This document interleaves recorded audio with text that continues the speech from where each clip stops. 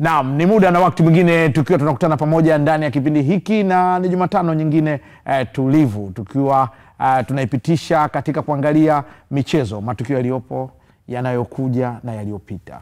Nadhani mtakuwa pamoja nami kama mnawafuatilia wa kipindi hiki siku ambayo nilikuwa na Olympian au mwogeleaji wa zamani wa timu ya taifa ya Tanzania ambaye pia ni kocha, akiwa pia amehitimu masomo ya juu sana katika michezo. Huyu ni Khalid Lushaka, na moja jambo ambalo tuzungumza naye ni kuhusiana na safari yake nyingine ambayo alikuwa anampeleka nchini Uswizi. Lakini pamoja na hayo aliahidi kwamba akirudi atanipa taarifa, lakini pamoja na taarifa kuniweka wazi kabisa kuhusiana na open water.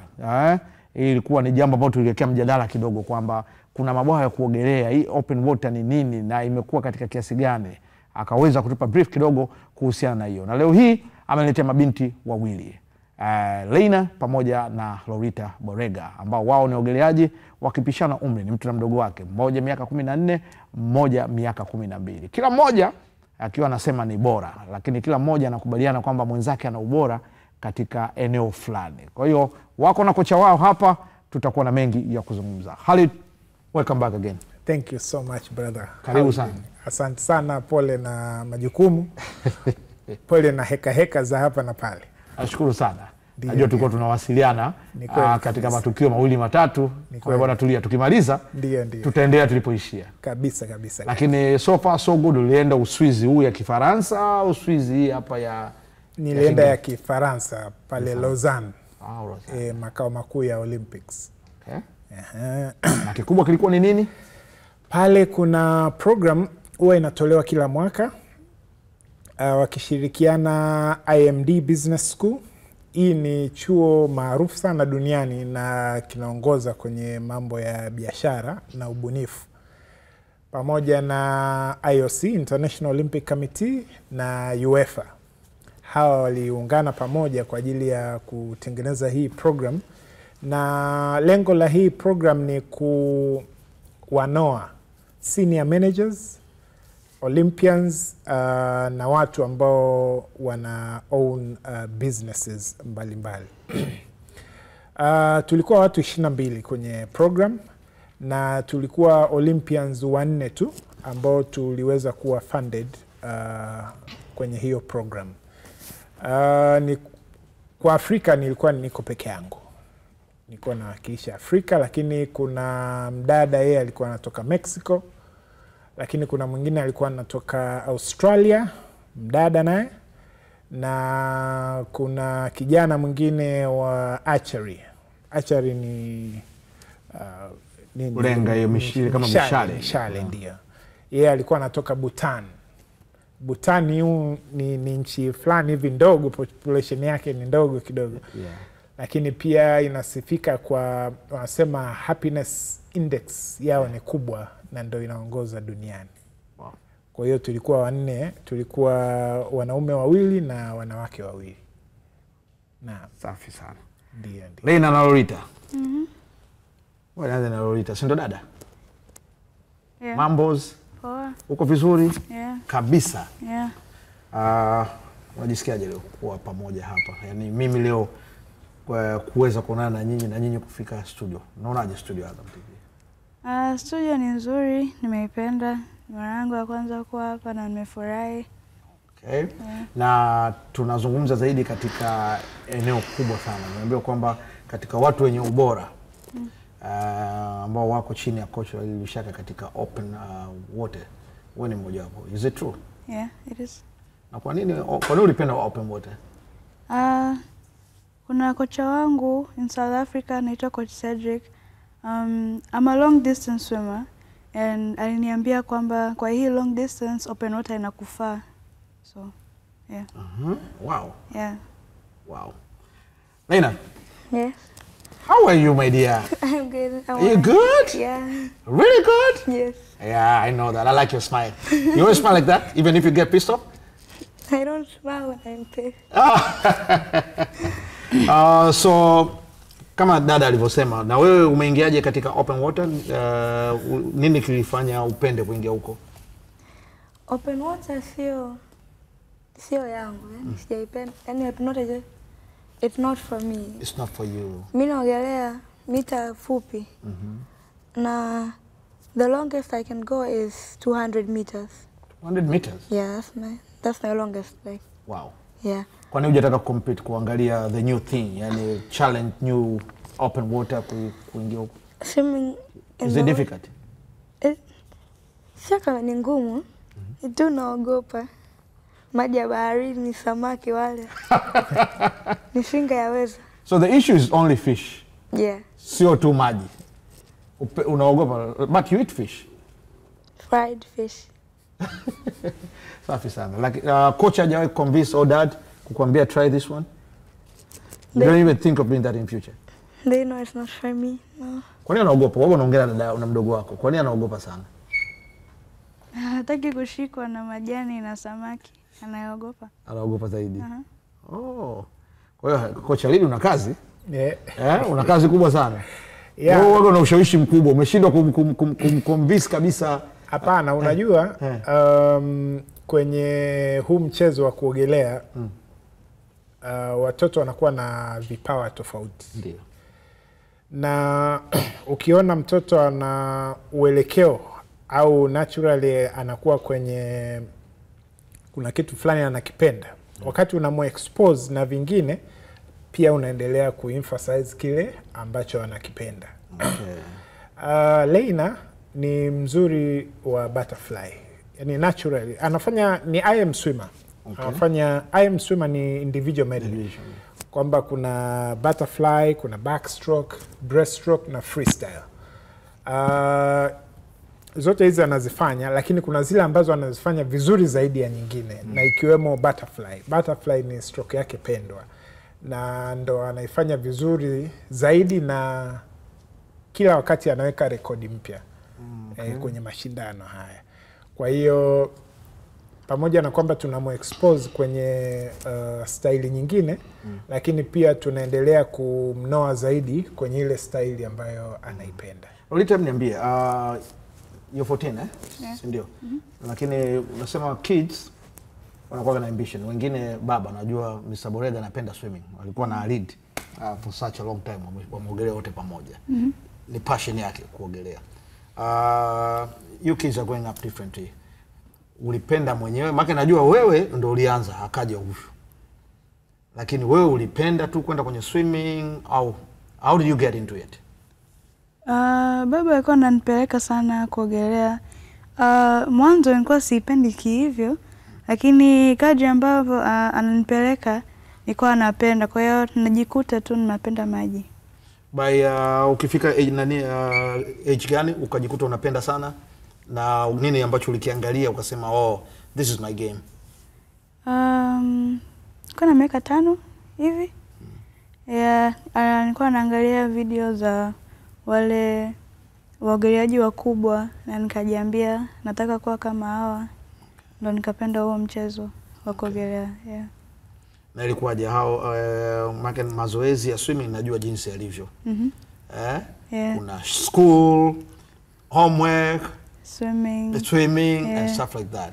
Na sometimes when you miss your friends unaona kwenye swimming huko na homework inakuwa tough. So mtengenezwa ratiba gani? How was it easy for you guys to do both? In the afternoon, we swim until 5:30. We started at 4 to 5:30. I usually reach back home at 6. And when I reach back home from 7 to 9 or maybe 10, I use that time to study and do homework. Okay. Yeah. Wow. Now to you. You found your sister already there. Anaingia kwenye swimming. Kwa you want to challenge your sister, or how was it for you to get into swimming? It was nice. I used to like the way my dad threw me in the pool.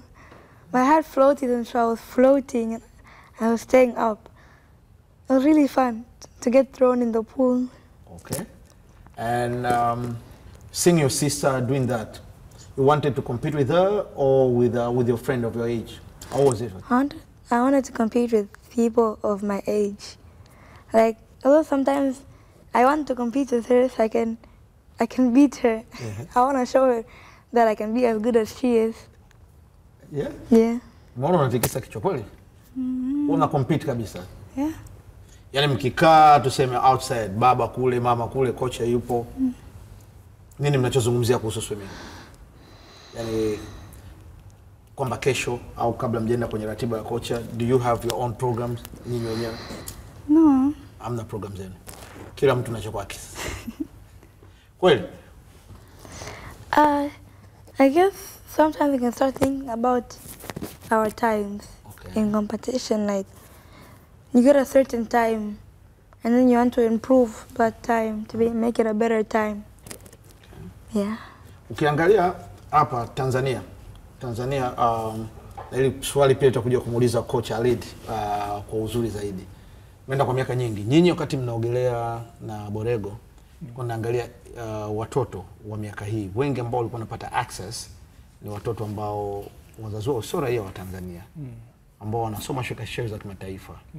Na ilikuwa wakati mwingine inatoa ugumu kwa watoto Tanzania kupata nafasi ya kwenda kwenye national team kutokana na kwamba wanakuwa beaten kwa wale kwa sababu wana better facility, wana vitu kama hivyo na nini. Sasa wapi ambapo wewe kwanza nianze, maana najua ni kocha wao na wengine zaidi. Wapi ambapo uliona kwamba au mliona chama cha kuogelea pamoja na wadau wa mchezo wa kuogelea kuona kwamba sasa inabidi tuanzie nyumbani kwetu kutrain watoto wetu ili tuweze kupata, kwa sababu nilipata neno la ajabu wakati niko off mic na Leila hapa niambia anaenda Beijing lakini anataka next Olympic aweze kuogelea. Ana miaka 12 lakini tayari ashafikiria sio Olympic ya Marekani, anataka Olympic inayofuata Marekani. 2032. Yeah. So hapo kwanza mliendaje kwenda kubadilisha hii concept na kuweza kwanza unajua kuogelea, swimming ni tofauti na michezo mingine. Mchezo wa mpira wa miguu, kumbuka enzi zetu unaweza kufunga tu karatasi 3 mkacheza hapo nyuma ya uwanja nyumbani. Lakini swimming inahitaji facility, inahitaji uwe na maji, hayo maji yawe treated, kiwe madawa, lakini pia uwe na kocha. So ni gharama kwa Mtanzania wa kawaida, inakuwa ni inakuwa kama mtu hauelewi vizuri mchezo anaweza akaona kama ni anasa. Lakini pia ilibidi twende nje ya box, tufikirie nje ya box. Awareness ndio ilikuwa jambo kubwa ambalo tulilifanya, kuweza kuwajulisha watu mchezo huu ni nini na faida zake ni nini. Na ndio maana ukaona kipindi kile of course ulikuwa dominated sana na wageni, kwa sababu mpaka sasa hivi challenge hiyo bado tunayo, though inaondoka taratibu. Mitaala yetu ya shule kwenye michezo swimming haipo. Kwa hiyo tunajaribu kwa kila hali kuweza kukaa na wadau, lakini pia na mamlaka ambazo zinahusika na mitaala, lakini pia na baraza la michezo, kuangalia ni namna gani tunaweza incorporate swimming kwenye mitaala yetu hii ya shule zetu hizi. Okay. Kwa sababu tofauti na mitaala mingine unakuta swimming ni part ya hiyo mitaala. Kwa hiyo ndo maana wengi ambao wanakuwa wanafanya swimming wanatokea kwenye hizo shule za international schools. Lakini sisi tutakapo introduce hii kwenye mitaala yetu, naamini kwamba Watanzania wataongezeka kwa wingi. Kwa hiyo sasa tukiangalia labda katika shule, una challenge yoyote shuleni kwa sababu mko swimmers wengi? Yes, is it? Yeah. Shule mazoezi yanavyokuwa na nyumbani. Because I know that in school you have another coach, is it? Yeah. Okay, sasa how is it when you compete? School training for swimming isn't as hard, and like it's not as hard as than home, eh? As Yeah. coach. It's much more like simpler, but like to a good understanding. Like people can do it, because most of the people at school aren't like competition swimmers. So like, they're just swimming because they like to do swimming. It's a hobby. They want to become competition swimmers. So swimming there is more simpler than swimming with the team. Okay. Yeah, they do simple training. So competition ya free water ikoje? Maana ulitoka una vitu viwili wewe. Unaangalia huku na unaangalia huku. Is it hard? Kuna wakati ambao unaingia na mpaka sasa hivi? Ilikuwa mara yangu ya kwanza kuogelea kwenye maji ya baharini, competing maji ya baharini, na pia ilikuwa nchi nyingine, sio nchi ya nyumbani, kwa hiyo nilikuwa naogopa. Mombasa, is it? Yeah, Mombasa, eh? Yeah. Kwa hiyo nilikuwa naogopa, nilikuwa na uoga mwingi sana. Maji ya baharini ni tofauti kwa maji ya swimming pool. It's more heavier. And yale hiyo siku ya mashindano kulikuwa kuna mawimbi mengi. Kwa hiyo kuna sehemu unaogelea mawimbi yanakupiga. Yeah. Lakini sehemu nyingine inakupeleka mbele. Yeah, so it was 50-50 yeah. So what was the difficult time kwenye hiyo competition? Ulipoingia humo ndani, wakati gani ulipata tabu sana? Difficult area on starting point or when you're on the finishing line? In the middle. Because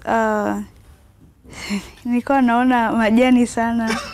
Kwa hiyo nilikuwa naogopa. Nini watoto wa Lego mnanina majani? Majani mnaogopa majani? Kuna nini? What happened with majani? Hebu niambie. Wewe ndio umemtisha Leila kuhusiana na majani. You watch a lot of movies, eh? Yeah.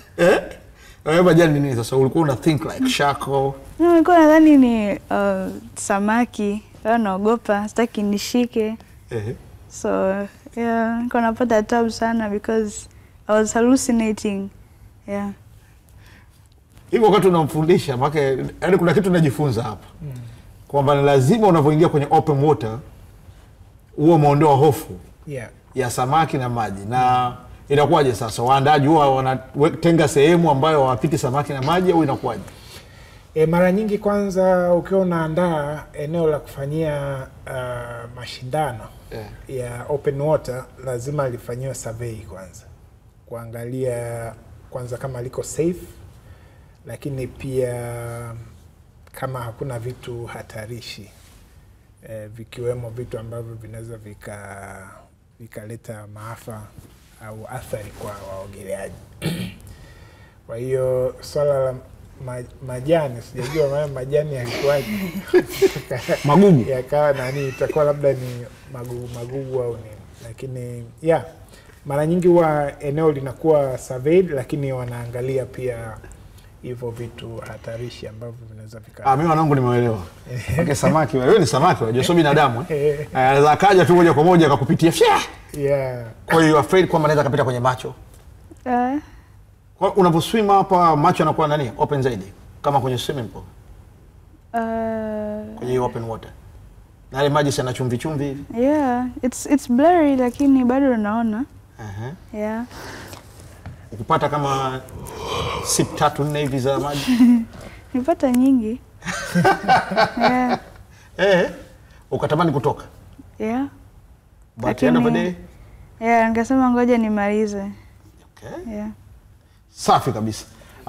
Ni mambo kadhaa ambayo tunayazungumza leo hii, lakini zaidi ni kuhusiana na mabinti hawa wa Borrego, Leila na Lorita, ambao wapo katika timu zetu za taifa za mchezo wa kuogelea wakiongozwa na mtaalamu coach Khalid Lushaka.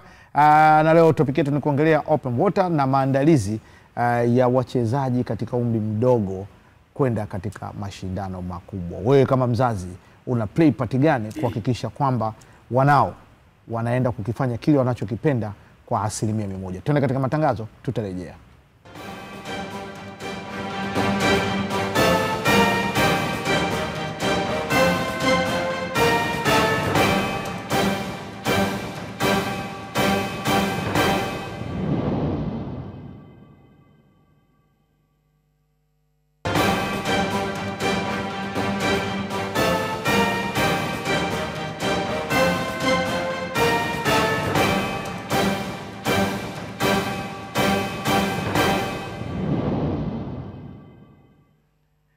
Nikikuuliza tu hapo ulipo nyumbani ukaamua kusogea kilomita 5 kwa kutembea, nadhani unaweza ukaelewa ni umbali wa namna gani. Lakini tunachoendelea nacho hapa kinaweza kusajabisha kwa kile ambacho nilikupa katika introduction. Niko na coach Khalid Rushaka pamoja na Lolita Belego na Leila ambao tuko nao hapa. Sasa Lolita, kuna kitu nataka utuambie vizuri hapa. Nafikiri watu watakuwa wanataka kuangalia kabisa kwamba umecompete na umeogelea katika hayo maji kwa kilomita 5.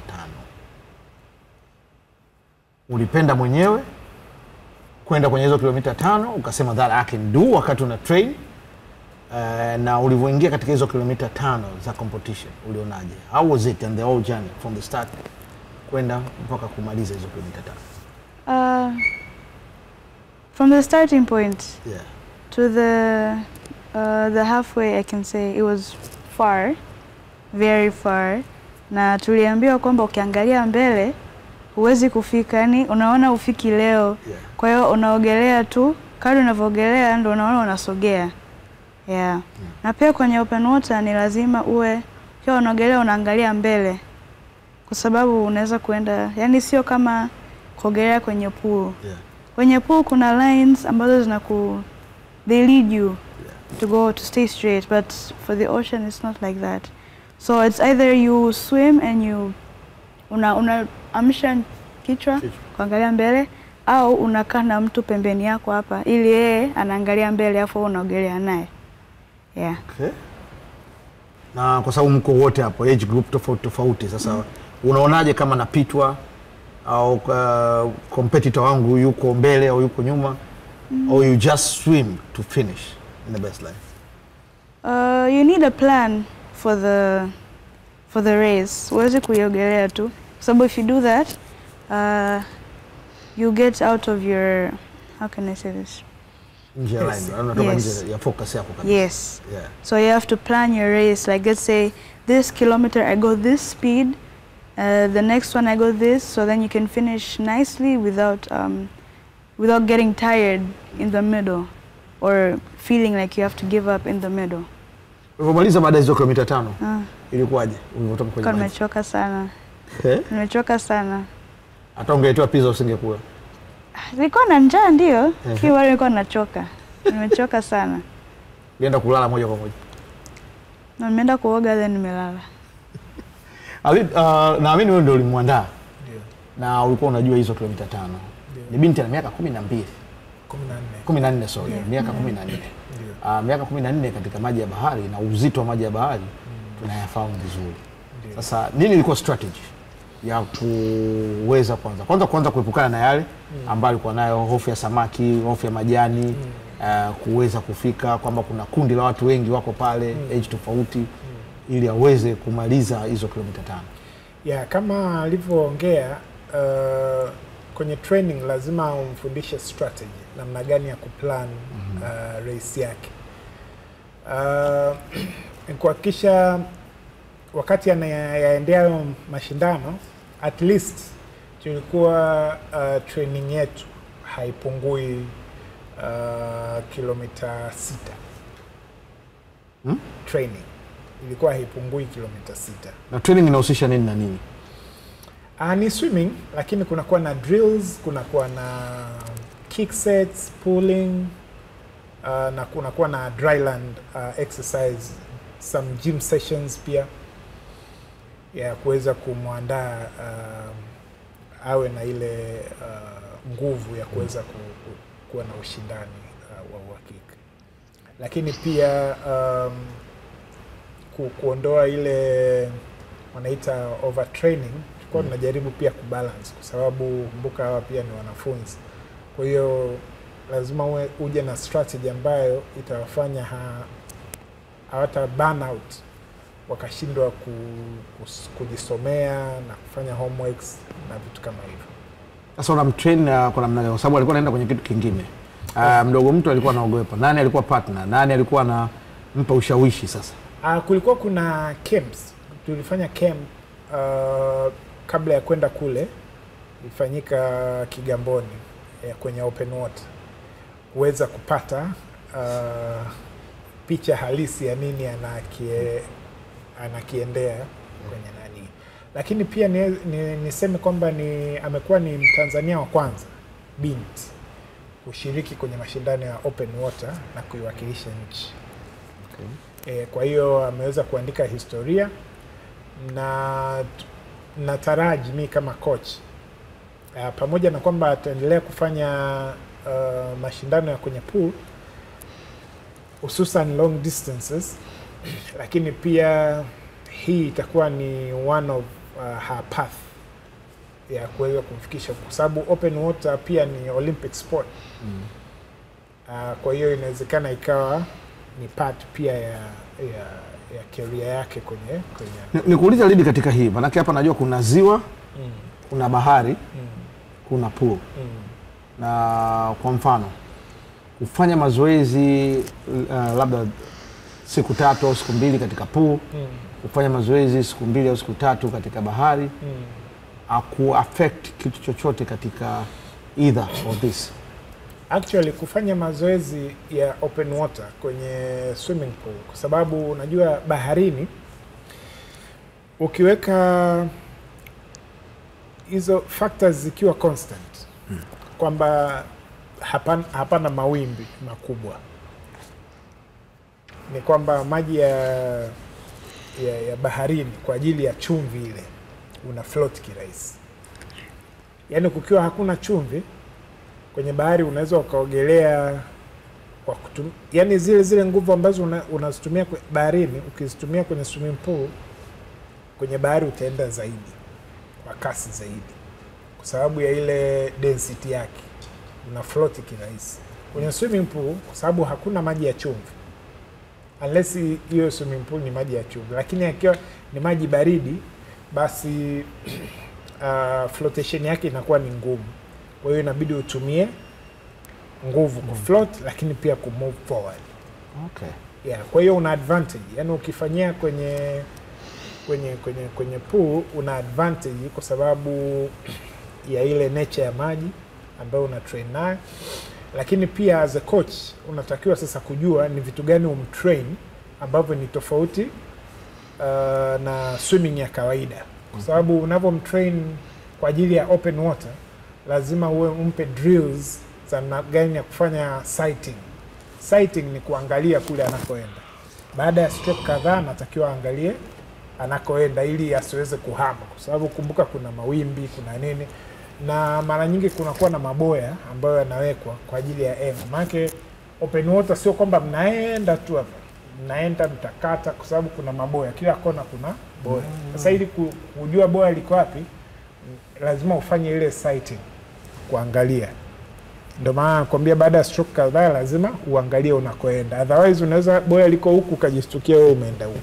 Kwa umekata point. Yes. Sio kukata point, utachelewa kufika kule unakotakiwa kwenda. Okay. Yes. Sasa kwa Lena inakuaje? Manake Lena tulikuwa tunazungumza hapa na namuona dream yake kubwa ni kwenda katika Olympics, ndio? Ndio. Program zao zinafanana au program yake iko vipi?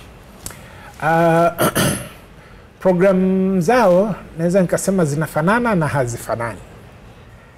Kuna wakati wanafanya mazoezi pamoja, lakini kuna wakati wanakuwa na zile wanaita personal strokes.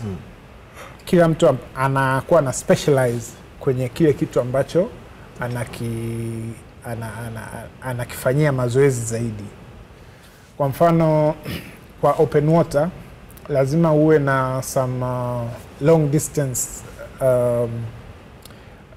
training kwa ajili ya kumwandaa na kuvisualize hiyo long distance open water. Na kwa sababu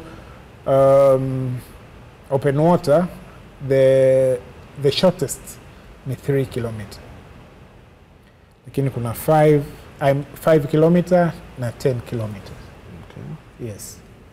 So Lena, wewe mwenyewe maana unaiangalia Olympic na unadhani what you could do better to be where your dream is leading you? I could improve in my strokes, like for example backstroke and breaststroke, because the most common strokes for Olympics is freestyle and fly. You can find there's about 16 hits and all those hits are 4 So it'll be very hard to get into semis and finals. So I should improve being like an IM swimmer. So I do back and breaststroke. I know that apart from coach, strategy, and everything, sometimes you watch the people that you like in swimming, especially on YouTube and stuff like that. Who's giving you a challenge and say, yeah, I'll be there. By the age of 14, 16, I'm going to be there. I'm going to make it. So, for example, I compare coaches' training to the trainings that I watch on YouTube, and I can find some stuff, yeah, that coach is telling me I can really improve because it's also what it says on YouTube. And the videos I watch on YouTube are from those big stars like Caleb Dressel and Michael Phelps. So I see that I can really improve from watching their videos. You like Michael Phelps? You are the one who liked Michael Phelps first? Oh, yeah. It was me. One ndio unamwambia mwangalie Michael Phelps zaidi, eh? Yes. Na wewe pia unampenda Michael Phelps? Yes, but I like Katie Ledecky more. Wow. Unajua nikiangalia sasa naamini alidi mimi na wewe miaka yetu imepita. Ndio. Yani I really like the idea you guys are doing, like coaches telling you this, and also you improve yourself by watching YouTube and other big competition and stuff like that. But at the end of the day, what's the difficult part on your training? Sometimes that you wish coach is not coming today for that one. Morning swim. Yeah? Tell us, we don't know about that. Tell us. We always have swimming in the morning on Tuesdays and Thursdays. And sometimes I wish coach didn't come because it's early in the morning and we have to wake up. Or like I wish like something happened to the car, we can't get there. I never like swimming in the morning. And for you it's the same? Au inakuwaje? No, it's the same. Huh? It's the same. You're the one who started that. Well, yeah, but I don't really like morning swim. Yeah. Yes, I'd rather swim in the afternoon. Okay. Yeah. So, but when you get back to reality, I know that there's a lot of competition in schools and stuff like that. Those competitions right now, the way you guys see it, are they improving, fair, and kids are really improving in a better way? Yeah. They do? What is the next competition? My next competition is in December at Mombasa. Yeah, like the one I told you. Yeah. It's a world aquatics competition. If I get good times for this competition, I will get to qualify for Beijing 2026. Wow. You want to break your coach record being in Beijing? Yeah. Yeah? Habib, hii ni kubwa sana. Unamwandaa vipi? Maanake ile aquarium ndio inafanyikia Mombasa, si ndio? Inafanyikia Mombasa na ni qualifying event. Hiyo ya nani ni short course. Okay. Ya short course kwa maana kwamba ni mita 25. Under 15 wanaenda ni... Yeah, kwenye hizi world champs huwa kuna short course na long course. Ndio. Ya short course huwa ni hiyo 25 na long course. Kwa hiyo ambayo ambao time zake zitakuwa sanctioned ya Mombasa hiyo ni short course mita 25. Na inaendeshwaje hiyo? Ili aweze qualify anahitaji nini? Au aweze kuwa namba ngapi au inaendeshwaje? Ni time, kuna time standard. Okay. Kwa sababu event unajua ni nyingi. Kwa mfano freestyle yenyewe nadhani na event zaidi ya 6 kwa sababu kuna 50, 100, 200, 400, 800, 1500. Event 6 freestyle. Kuna backstroke ina event 3. Breaststroke 3, fly 3. Umeona? Kwa hiyo hizi zote inategemea ni distance gani unakuwa unakwenda. Lakini kwa mfano hiyo ya Mombasa ataenda kufanya event 6 ambao atafanya butterfly 50, 100 na 200. Freestyle atafanya 50, 100 200 alafu kuna 400 IM utazifanya. Kwa hiyo hizo zote zinakuwa na time standard yake, yani ukifikisha time fulani ndo unaweza kuqualify kwa ajili ya kushindana ya mashindano. Kwa ni yeye peke yake au wote watakwenda kwa ajili? Yeye kwenye hayo mashindano yeye peke yake ndo anaenda. Na kazi. Kwa hiyo inabidi akubiti wewe time ili aweze akafanya bora zaidi kule. Unashindana kwenye age tofauti. Huyu ni age 12, huyo ni 14. Lakini hawezi kufanya training ili aipite hapa ili au kwenye possible. Ndio kinachotokea hivyo. Very possible. Na of course mimi napenda kwa sababu ni washindani. Yaani wanapokuwa kwenye training ya kawaida, sometimes most of the time wanaichukua kama kushindana kwa sababu kumbe hapa tunacheka tu mkiwa nje, mkiwa kwenye maji Yes. Ni nzuri kwa sababu wanatengeneza kwenye hayo mazingira, na inapokuja mashindano kama mashindano ile muscle memory tayari ni kitu ambacho wamekuwa wanakifanya mara kwa mara, kwa hiyo inakuwa ni rahisi. Wewe mdogo wako yuko best katika style ngapi? Butterfly. Butterfly. Yeah. Yuko vizuri zaidi. Na dada yako yuko best katika nini? Backstroke. Backstroke. And freestyle. Umesikia? Is it? Yeah. Kwa nini anakuzidi katika backstroke? Backstroke yake ni nzuri zaidi. Sababu yangu mimi na bounce, yani yaani yeye anaenda hivi, mimi naruka. Yeye ana float au anafanyaje? Maana sisi ndio yeye ana rotate, mimi naruka. Kwa hiyo yani backstroke yake ina more technique, na technique yake nzuri. Na in that time ambapo tunafanya personal stroke ya kuimprove, mimi nafanyaga fly, yanafanya back. Kwa hiyo ana improve sana kwenye backstroke yake. Kwa hiyo inakuwa nzuri kuliko backstroke yangu. Na kwake kwa nini yuko bora zaidi kwenye butterfly? Nilikuwa butterfly mzuri kuliko yeye zamani. And then akaona mistake, nataka kuwa better than her. So yeah, she became better. But I'm still better than her in freestyle. Lakini ukija wewe ndio ulianza nyumbani. Dad wana ku-encourage vipi? My dad always tells me to train hard. Like whenever I go for training, kwenye mazoezi yangu niwe na train kwa nguvu, ili coach alivyosema muscle memory, misuli yangu izoee ili nile kwenye mashindano nifanye vizuri. Okay. Yeah. And mom? Mom, in the competitions, she's always there to cheer for us. Like she never misses a competition for us. Okay. Yeah. Who's the best swimmer, dad or mom? Dad. Dad. And what that tells you, according to what you're dreaming to do in Beijing, on that focus? He told me I should go beyond my best. I should go farther.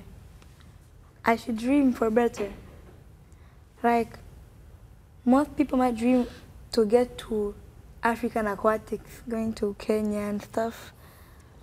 I dream of going to World Aquatics. I want to do competitions all around the world. He tells me I should do good, like I should perform really well. Wow. And I should, yeah. Unajua kuna michezo naipenda kwa sababu huwezi hata ukadanganya umri. Hamna umri wa passport na umri wa kweli. Na unaweza kuona hata jinsi unavyoongea na watoto hawa miaka 14, miaka 12, wanakupa picha au taswira halisi ya mtoto aliandaliwa tokea udogoni katika kile ambacho anataka kukifanya. Si maongezi tu, hata ile confidence ambayo ipo katika jambo ambalo anaamini ndilo haswa anataka kulifanya. Lakini mwisho wa siku nini kifanyike ili tuweze kuwapata wakina Leila na Lorita wengine. Tuende katika break, tutarejea.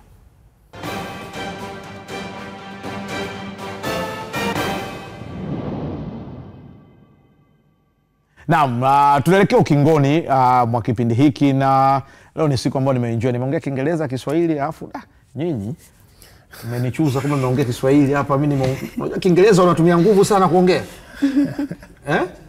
Wewe utumii nguvu kuongea Kiingereza? Hapana. Poa kabisa. Unatumia nguvu kuongea Kiswahili? Ndio.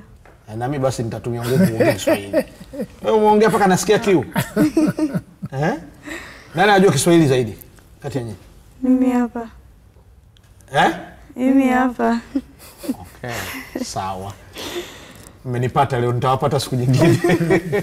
Wala Alidi, kuna kitu ambacho nimejifunza hapa kabla sijaja kabisa katika eneo la mwisho kuhusiana na kile ambacho au feedback ya kule Uswisi. Ndio. Msingi ambao unawekwa nimeona kwenye hasa mchezo wa swimming. Mara nyingi nikihudhuria naweza nikakuta familia. Anaweza kukosekana baba akawa mama, akawepo shangazi, anaweza akawepo babu, yani kuna support ambayo inakwenda. Ni foundation gani ambayo imejengwa katika mchezo wa kuogelea ambayo kwanza inafanya kunakuwa kwanza hamna udanganyifu wa umri, lakini vile vile discipline inakuwa ni hali ya juu. Nimeona mimi katika mashindano mengi watoto uchafu hawezi kuweka pale. Yani kuna vitu ambavyo na vile ni tofauti kabisa na mchezo namba moja pendwa hapa nyumbani. Ndio. Tofauti ya swimming, kuna quote moja inasema other people play games, we do swim. Kwa hiyo akiwa anamaanisha kwamba swimming it's not a game. Yani ni kama sijui niweke vipi, lakini anyway, ile long term athlete development plan from 0 to 5, ile active start wanaita, mtoto kuzoea maji, familiarization ile 5 to nini ile to 6, kuna ile fundamental anapata nani zile za kawaida, inamjenga mtoto kuwa na uelewa tangu akiwa mdogo. Lakini pia kuna kuwa na hizi age group competitions. Yani tunapokwenda kwenye kwa mfano development galas zile, mtoto wale wa miaka 6 wanashindana, miaka 6, miaka 7, 8. Unajua kwenye hicho kipindi uwezo ukadanganya. Yani unaanzaje yani? Kuna nini kudanganya? Unajua huku juu huku of course watu wanadanganya kwa sababu tofauti. Na uwezi kumkuta mtoto, yani mtoto wale watoto wadogo, mzazi wako akwambia bwana huyu ana miaka 10 na wakati labda ana 6. Umeona? Yani ni kitu naturally. Uwezo ukakikimbia hivi. Na rekodi zinawekwa tokea umri. Zinawekwa tangu mwanzo. Kwa hiyo inakuwa ni ngumu, ndio maana na of course mchezo wa swimming ni ukikompea na michezo mingine kwa hapa kwetu, naweza nikasema ni mchezo bado ni mgeni. Though sio mgeni sana kwa sababu officially tumekuwa registered na World Aquatic ambayo ni FINA by then mwaka 2006. Ndio chama cha kuogelea kimekuwa registered. Lakini naamini football ni miaka mingi sana iliyopita. Ni pamoja na mchezo wa riadha na michezo mingine. Kwa hiyo nadhani hiyo system ndo imeweza kufanya kusiwe na udanganyifu ile age group nipe feedback ya kile ambacho kimetokea briefly kwa briefly ni kwamba ile program ilifanyika na ilikuwa very successful, sababu nilivyoingia na nilivyotoka ni tofauti. Kuna project tulifanya kwa ajili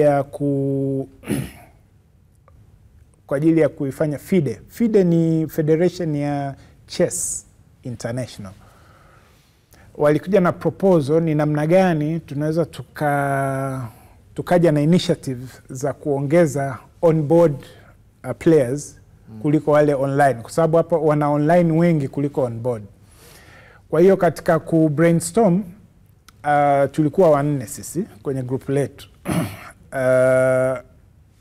Kikundi chetu, project yetu ilikuwa inaitwa Focus Hub, ambayo ni namna gani unaweza kutumia chess kwa elite na Olympians kuweza kufocus mashindano yao, au kuitumia chess kama recovering platform. Kwa hiyo group letu likawa limeshinda kwa kweli. Tukashinda, tukapata awards 2. Kwanza za storytelling, lakini pia na public voting award. Kwamba zile group nyingine zilituvote kwamba ile project yetu ilikuwa ni more viable kwenye jamii, hasa kwa athletes, kuongeza focus kwenye hiyo nani. Kwa hiyo ni kitu ambacho tunaweza tukakiintroduce hizi siku za mbeleni, kwa sababu naamini sio wachezaji wengi wanacheza chess. Wengi wanacheza draft. Lakini imegundulika kwamba chess kuna international players wengi wanacheza hizo, akiwemo Messi. Inaongeza sana focus, lakini pia during recovery na kusaidia kurecover pia. Ila pia swala la kubalance dual career, kubalance michezo na education pia. Tumelizungumzia kwa kina, na swala zima la mental health kwa wachezaji, namna gani tunaweza tuka implement. Kwa hiyo nadhani soon tutawasiliana kwa ajili ya, kwa sababu najua muda hautoshi na kuna mambo mengi ya kuongea. Nikuambia sasa that your friends are watching you at home right now.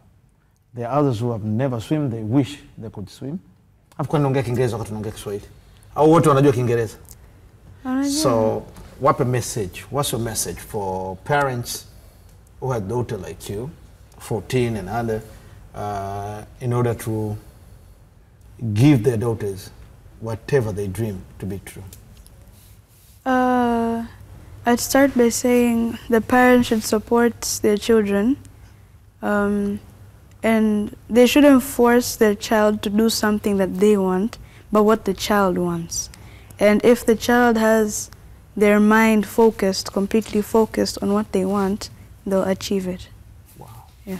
That's a very good message for 14-year-old girl. And on you, I won't let you go without that. Utaongea Kiswahili au Kiingereza hiyo? Utaongea Kiingereza. Kiingereza, eh? Ndio nyepesi. Yeah, okay. Let's go. So, there's this one line in a song that stayed with me. So imekaa na mimi sana. It says, "Believe it, you can make it come true." Wow. Yeah, and that's what I want to tell to other people. They should believe it, they'll make it come true. Yeah. Believe it, you can make it come true. Wow. What song was that? I forgot, but it was in this. It was part of a theme song in this series I was watching. Oh. Yeah. Wewe mimi naenda kuangalia Tom and Jerry tu. Unaona mambo hayo? Mekana Tom and Jerry, Dexter Laboratory na nini? Unaona mambo hayo? Lakini uzuri Uswizi umekubadilisha. Yo guys, thanks a lot for coming over, and I think mtanikaribisha kuja kucompete. Mtu mwenye tumbo kama hili anafanya style gani? Freestyle. Yeah. Kabisa. Yeah. So tukija tukicompete ama old school, nani atampa mwenzake zawadi? If I win freestyle, nyinyi mnanipa zawadi gani? Nichague. Pipi. Pana, mtanipa nini? So tupeane ahadi. When you're going to Beijing, you pay for my ticket. Tell your daddy to pay for my ticket. Yeah. So that I can come with you. Yeah, it's not your money, it's your dad's money. Kwani ya kwako. Yo, thanks a lot for coming over, and I wish you all the best. Both. Katika masomo yenu, katika dream zenu, and we keep in touch. I would love to come over wakati mnafanya mazoezi, so that we can see that physical and show it to other kids what you guys are capable of doing. Thank you a lot. Alin, shukran tena kwa mara nyingine sana. Asante sana kaka. Naam, hivyo ndivyo ambavyo tumeweza kumaliza kwa siku ya leo, na ni muda mzuri ambao vile vile na uhakika baadhi ya wazazi ambao wamefanikiwa kuona inakupa taswira gani ya jinsi gani mtoto anaweza akafikia malengo kutokana na support kutoka kwa mzazi wake. Wiki ijayo tutakutana tena. Shukran.